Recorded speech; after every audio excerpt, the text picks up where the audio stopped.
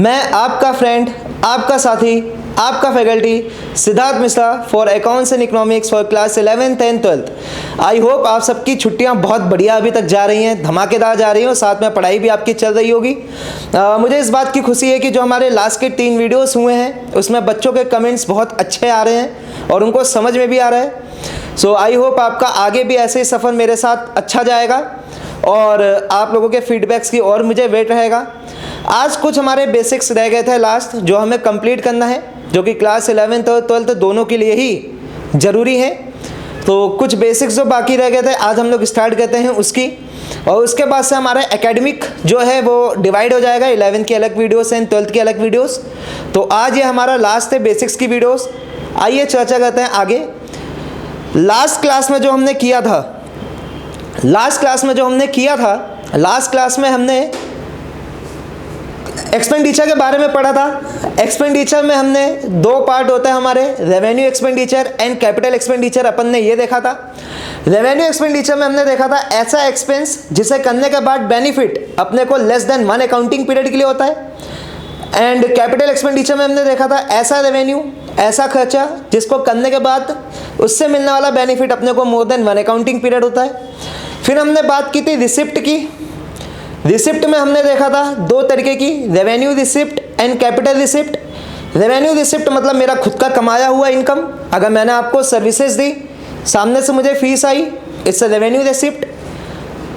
मेरा बैंक से मिला हुआ इंटरेस्ट, मुझे इंटरेस्ट रिसीव्ड हुआ, मेरे को रेंट रिसीव हुआ, ये मेरी खुद की इनकम। जहाँ खुद की इनकम आ जाएगी वो आपकी रेवेन्यू रिसिप्ट। बात करें कैपिटल रिसिप्ट, पैसा है हमारे पास लेकिन वो पैसा हमारा खुद का नहीं है, वो पैसा किसी सेकेंड पार्टी से हमने लिया होगा as a long term borings. हमने ये सारी बात की थी। फिर अपने लोगों ने tangible asset, current asset, non current asset और इनटेंजिबल एसेट मतलब हमने सारी चीज़ें देखी थी। आइए अब बात करते हैं उसके आगे की। आज का जो हमारा टॉपिक है जो अपने को स्टार्ट करना है वो है हमारा एक्सपेंस।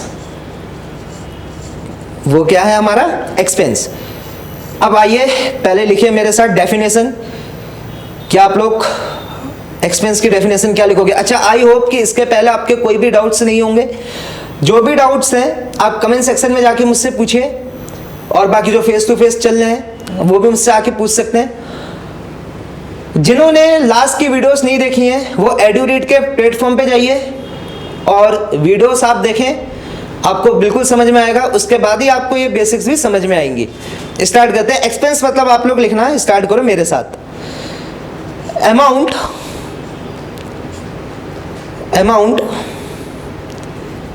स्पेंट और incurred to earn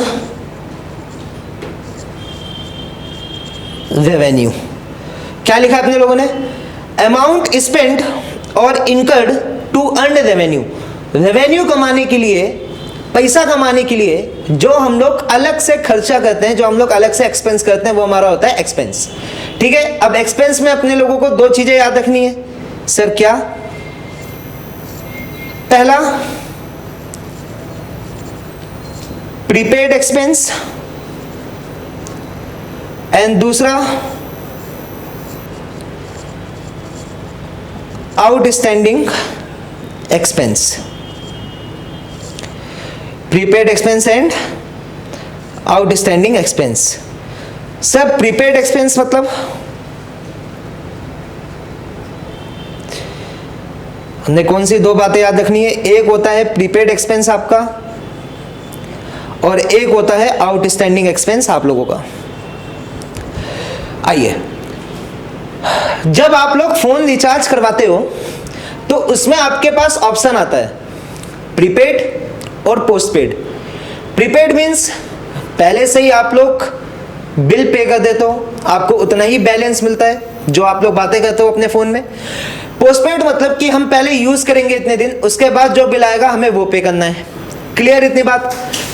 outstanding expense मतलब ये है कि एक्सपेंस तो हमारा हो गया है बट वो एक्सपेंस अभी हमने नहीं किया, वो एक्सपेंस हम इन फ्यूचर करेंगे। सर कैसे, मतलब क्या, आप सर एक एग्जांपल दो। बेटा एग्जांपल ये है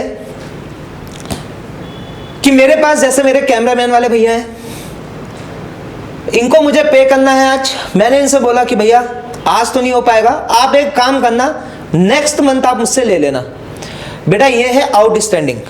खर्चा देखा जाए तो आज हो गया है, अगर देखा जाए तो मुझे पे कर देना चाहिए था आज, बट मैंने इनको क्या बोला, आज नहीं, इन फ्यूचर आप ले लेना, मतलब कि मैं आपको आज की सैलरी मैं आपको नेक्स्ट मंथ पे कर दूंगा। अगर आपको कुछ याद आ रहा हो, थोड़ा बहुत मिलता है, ये accrual basis. Accrual basis accounting में अपने लोगों ने क्या देखा था? एक्रूअल बेसिस मतलब ये था कि सर जो भी एक्सपेंस या जो भी आपकी इनकम होगी इन फ्यूचर होगी, लेकिन हम उसको आज ही रिकॉर्ड करके चल रहे हैं, ये था हमारा एक्रूअल बेसिस। आउटस्टैंडिंग में भी क्या है, खर्चा आज हो गया है बट मैंने आज पे नहीं किया, इन फ्यूचर में उसको पे करूंगा, ये था हमारा। आइए अब अगर मैं बात करूं प्रीपेड एक्सपेंस में, आप क्या लिखेंगे? डेफिनेशन लिखिए, expenses paid but relating to next financial year prepaid expense. और अपनी भाषा में अगर आपको लिखना हो, और मैं आसान तरीका आपको बता रहा हूं, क्या लिखोगे इसका?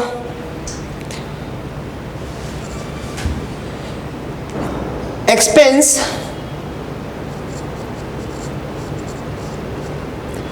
which we incurred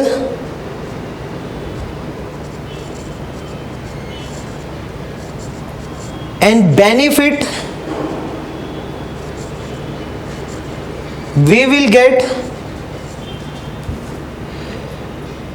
till future। ठीक है, आउटस्टैंडिंग एक्सपेंस में आप लोग क्या लिखोगे? Expense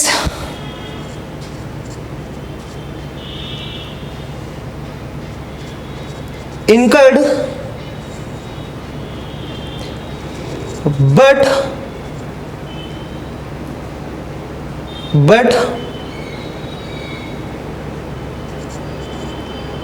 not paid। एक्सपेंस हो गया है बट अभी हमने पे नहीं किया, ये हमने किसका मतलब देखा? एक्सपेंस मतलब। समझ में आया? एक्सपेंस में दो चीजें हमने देखी, प्रीपेड एंड आउटस्टैंडिंग। आइए अगली चर्चा अगर हम लोग करें अपनी, अगली जो अपने को चर्चा करनी आई वो आपको ये समझ में आ गया। अब आइए, अब आपको जो चीज याद रखनी है वो ये रखनी है, आपने नाम सुना होगा परचेज का, आपने नाम सुना होगा सेल्स का, आपने नाम सुना होगा परचेज रिटर्न का, एंड आपने नाम सुना होगा सेल्स रिटर्न का। अब ये सारी चीजें होती क्या है, अपने को ये समझना है। क्या मैंने बात बोली? अभी हम पहले समझते हैं परचेज मतलब। तो सबसे पहले आप लोग मेरे साथ लिखना स्टार्ट करो, डेफिनेशन ऑफ परचेज। चलिए स्टार्ट करते हैं लिखना। तो definition of purchase, purchase of goods to be sold or for manufacture of goods। क्या लिखा है बेटा? Purchase of goods to be sold और फॉर मैन्युफैक्चर ऑफ गुड्स। क्या मतलब हुआ? गुड्स को मैन्युफैक्चर्ड करने तक जो हम लोग रॉ मटेरियल परचेज करते हैं, this is known as what? Purchase.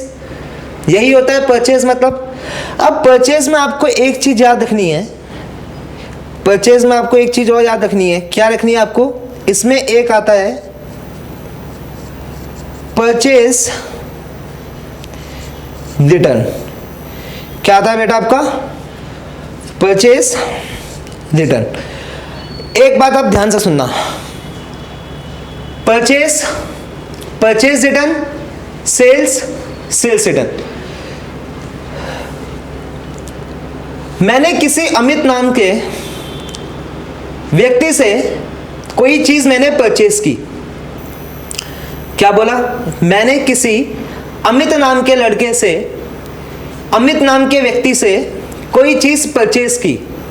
अब अगर मैंने कोई चीज परचेज की है, मेरे लिए एक्सपेंस हुआ है क्योंकि सर आपने परचेज किया है, आपने उसको पेड किया होगा। मेरे लिए क्या हुआ है? सर आपके लिए एक्सपेंस हुआ है क्योंकि आपने परचेज किया है। इतनी बात आपको क्लियर करनी है। दूसरा बात अगर हम करें, अमित ने मेरे को बेचा है, बेचा मतलब अमित ने मेरे को सेल किया है, तो ये अमित के लिए इनकम हुई। ध्यान से सुनना, मैंने अमित से परचेज किया, मेरे लिए खर्चा हुआ, मैंने परचेज किया, अमित ने मेरे को सेल किया, अमित के लिए इनकम हुआ। क्लियर? अब इसी में एक होता है परचेज रिटर्न, एक होता है सेल्स रिटर्न। तो परचेज रिटर्न और सेल्स रिटर्न क्या होता है, ध्यान से सुनिए। मैं घर जाकर देखता हूं कि वो चीज एक्सपायरी हो गई होगी, वो चीज डैमेज हो गई होगी, तो मैंने क्या किया, अमित के पास जाके वो चीज मैंने रिटर्न कर दी। वो चीज मैंने क्या कर दी? रिटर्न। जब मैंने खरीदा था, मैंने परचेज दिखाया था, अब मैंने उसको रिटर्न कर दिया, तो मैं उसको क्या दिखा रहा हूं? Purchase return.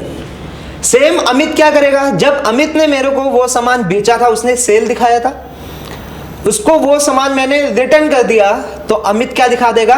Sales return. I hope ये आपको सिनेरियो समझ में आया।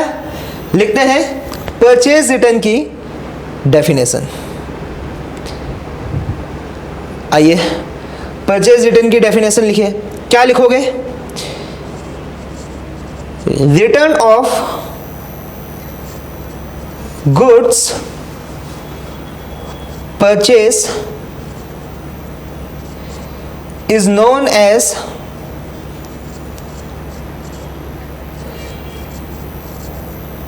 purchase return, or we can say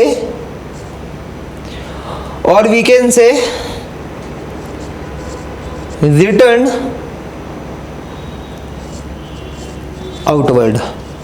चाहे आप परचेज रिटर्न नाम दो, चाहे आप रिटर्न आउटवर्ड नाम दो, बात आपका सेम है। क्या बोला मैंने आपको? ये चीज मार्क करनी है, एक रिटर्न आउटवर्ड और परचेज रिटर्न। इस बात पे आपको ध्यान देना है। आइए अगली डेफिनेशन जो आपको लिखना है, अगली डेफिनेशन जो आपको लिखना है सेल्स के बारे में। सेल्स मतलब क्या होता है? चलिए लिखना स्टार्ट कीजिए।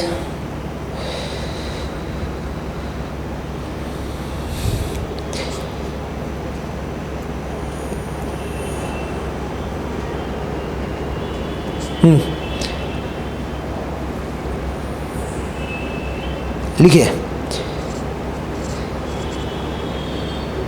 Sales means sale of goods.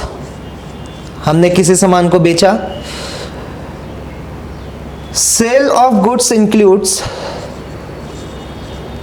Cell of goods, और you can say sales include both cash sales and credit sales।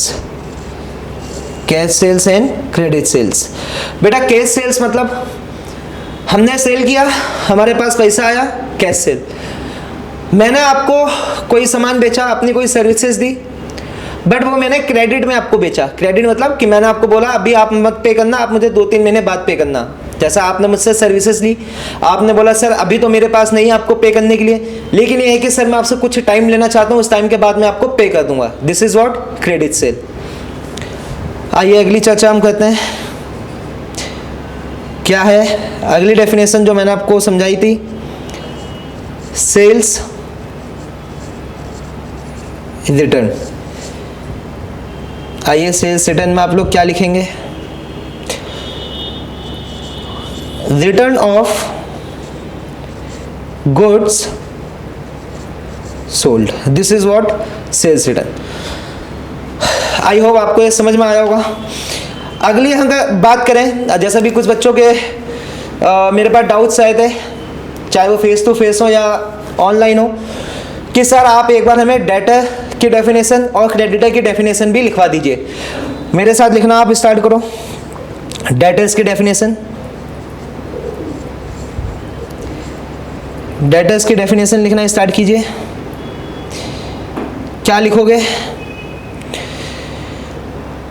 A person और एंटिटी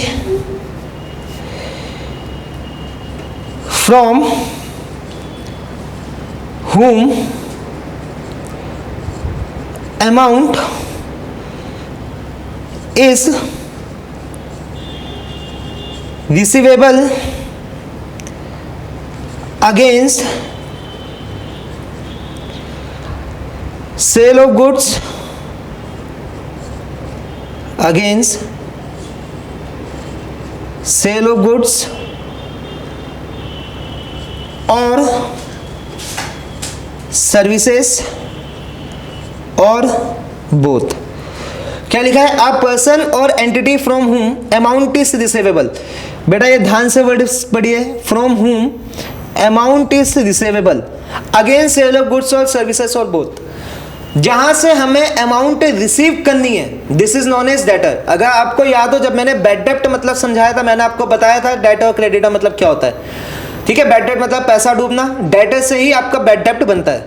तो डेटर में क्या लिखा, अ पर्सन और एंटिटी, पर्सन या कोई फर्म जहां से हमें, जिनसे हमें पैसा रिसीव होना है। क्यों होना है, क्योंकि हमने उनको कोई गुड्स या सर्विस सेल की होगी। क्लियर। अगली डेफिनेशन जो आपको लिखना है,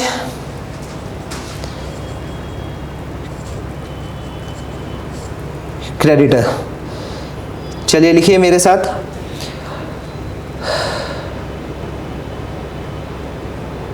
creditor means a person or entity to whom amount is payable against purchase of goods and or services और both, this is known as creditor। Debtor मतलब जहां से पैसा रिसीव होना है, क्रेडिटर मतलब जिनको हमें पे करना है। आई होप आपको क्लियर हो गई है। चलिए बेटा अगली बात अगर हम करें आपको, अगली बात सर, अगली बात हमें क्या करनी है, अगली बात अपने को करना है डिस्काउंट। नाम आपने सुना होगा डिस्काउंट। अब देखो डिस्काउंट में आपकी दो चीजें आती हैं, एक ट्रेड डिस्काउंट, एक कैश डिस्काउंट। देखिए बेटा डिस्काउंट एक ऐसा वर्ड है जो हमारी, डिस्काउंट एक ऐसा वर्ड है जिसमें बाय गॉड लड़कियां पागल हो जाती हैं। जहां उनको पता चलता है 30% डिस्काउंट, 50% डिस्काउंट, अरे भाई साहब फिर तो आप समझ सकते हो ना। अरे अब क्या ही बोला जाए, आगे धीरे धीरे बात करेंगे उस चीज़ में। तो डिस्काउंट मतलब trade discount and cash discount, जहाँ पे लड़कियाँ पागल हो जाती हैं, है ना। नहीं मतलब जो सच्चाई है मैंने वो बताया। तो डिस्काउंट मीन्स ट्रेड डिस्काउंट मतलब, अब ध्यान देना कि अगर आप लोग मेरे पास कोई सामान लेने आए, बड़े ध्यान से सुनना है वाला कॉन्सेप्ट, अगर आप लोग मेरे पास कोई सामान लेने आए तो ये आपने बोला कि भैया मुझे आप डिस्काउंट नहीं दोगे, हमने आपसे इतना बल्क में सामान लिया है। मैंने कहा चलो ठीक है, जाओ आप ले जाओ डिस्काउंट। सामने वाले पार्टी ने मुझसे क्या किया, डिस्काउंट अलाउड किया या डिस्काउंट रिसीव्ड किया? आप बोलोगे सर सामने वाली पार्टी से अगर आपसे उसने डिस्काउंट लिया है, मतलब मैंने उसको सामान बेचा, उसने मुझसे डिस्काउंट लिया, तो सामने वाले पार्टी ने मुझसे क्या लिया है, डिस्काउंट रिसीव। तो वो डिस्काउंट रिसीव उनके लिए तो इनकम का भैया पार्ट हो गया कि उनका फायदा हो गया। हम लोगों के लिए जैसा आप लोग आए, आपने बोला कि सर आपकी सर फीस कितनी है? मैंने कहा भाई मेरी फीस 2000 पर सब्जेक्ट है। सर आप कौन कौन सा सब्जेक्ट पढ़ाते हो? मैंने कहा भाई मैं accounts, economics and business studies पढ़ाता हूँ। मंथली 6000 रुपये चार्ज करता हूँ, 2-2 हज़ार रुपये पर सब्जेक्ट। आपने बोला कि सर हम सब बल्क में आपसे ले रहे हैं, तो सर आप कुछ डिस्काउंट नहीं करोगे? मैंने कहा ठीक है भाई, चलो आपके लिए 5000 रुपये। देखा जाए तो मुझे क्लास कितने की पे करनी चाहिए थी उन लोगों को? 6000 की सामने वाली पार्टी को, लेकिन सामने वाली पार्टी ने मुझसे क्लास कितने की ली? 5000 की। यानी मैंने अपनी तरफ से क्या किया, डिस्काउंट अलाउड किया। तो ये जो डिस्काउंट अलाउड मैंने किया है, मेरे लिए देखा जाए एक तरीके से एक्सपेंस का पार्ट हो गया। जहां मुझे 6000 कमाना था वहां मैंने 5000 कमाया, उनके लिए डिस्काउंट रिसिप्ट का पार्ट हो गया। जहां उन्हें 6000 पे करना था वहां उन्होंने 5000 पे किया। तो आई होप ये समझ में आ गया होगा discount received and discount allowed का। मैं आपको एक बार ये लिख कर दिखा दे, चलो अभी बात करूंगा मैं इसके ऊपर। उसके बाद trade discount and cash discount. आपने जैसे मुझ पर बल्क में सामान लिया, उसमें मिलने वाला डिस्काउंट हो गया आपका ट्रेड डिस्काउंट। अब आपने बोला कि सर हम पैसा अभी आपको पे नहीं करेंगे, हम पैसा आपको 15 दिन बाद पे करेंगे। मैंने कहा ना भाई ना, 15 दिन बाद नहीं, आप 2 दिन के अंदर मुझे पेमेंट कर दो और मेरी तरफ से 5% का डिस्काउंट और ले जाओ। तो ये हो गया हमारा ट्रेड डिस्काउंट और यही हो गया हमारा कैश डिस्काउंट। मतलब ट्रेड डिस्काउंट बल्क पे सामान परचेस करने के ऊपर मिलने वाला डिस्काउंट इज ट्रेड डिस्काउंट, ऊपर से कैश में मिलने वाला डिस्काउंट आपको कैश डिस्काउंट। क्लियर? लिखिए मेरे साथ डेफिनेशन। क्या लिखेंगे आप लोग?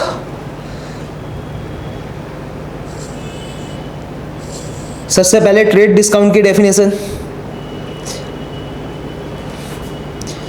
जी। सबसे पहले आप लोग लिखो डिस्काउंट की डेफिनेशन। सबसे पहले आप लोग क्या लिखोगे? डिस्काउंट की डेफिनेशन लिखिए। A reduction in price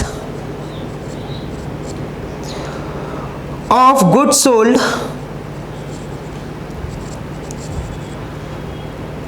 or in amount is known as discount। बहुत बढ़िया। चलिए अगली, डिस्काउंट में trade discount and cash discount.